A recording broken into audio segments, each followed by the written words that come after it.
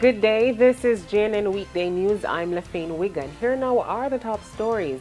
The case involving two policemen attached to the Denhamtown station were accused of robbery and abduction has been taken over by the Anti-Corruption Branch ACB.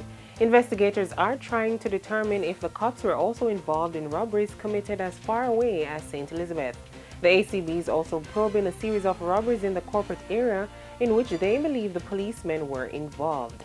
The suspects will appear in identification parades.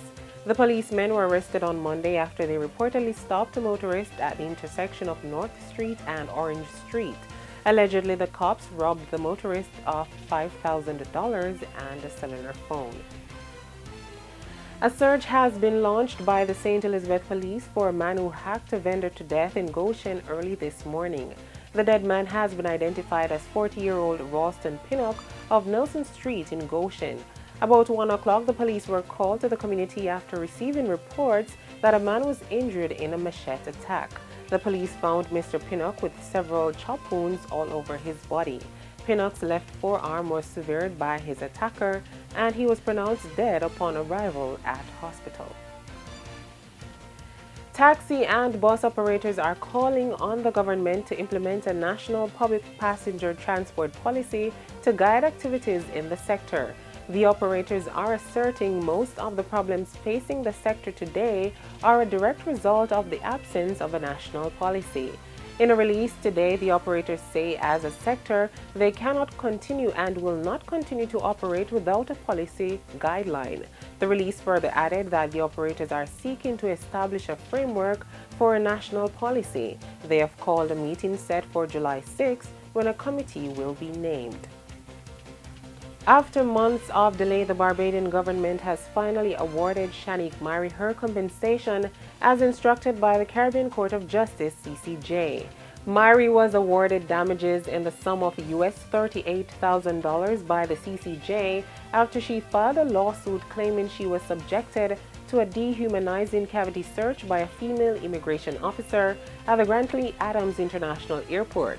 She was also locked in a filthy room overnight and deported to Jamaica in March 2011.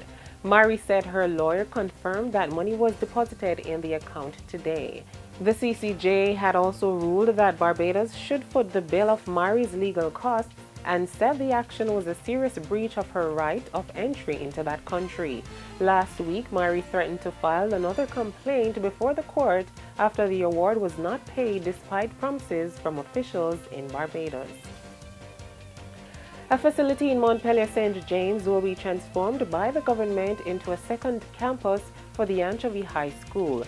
Education Minister Ronald Thwaites has indicated that upgrading work costing $120 million is to be completed in time to accommodate the first set of students by September or October of this year. The disclosure was made by Thwaites at a ceremony at the Montpelier site on Friday. The facility, which was constructed in the late 1970s, was built as an agricultural school. The Education Minister states that the Montpelier facility will initially accommodate grades 7 and 8 students. The minister added that it is proposed that the new campus should become a center of excellence in St. James. And those were the headlines for this hour. You can watch or live stream at JamaicanNewsNetwork.com. I'm Lafayne Wigan, and this is JNN, News Worth Watching.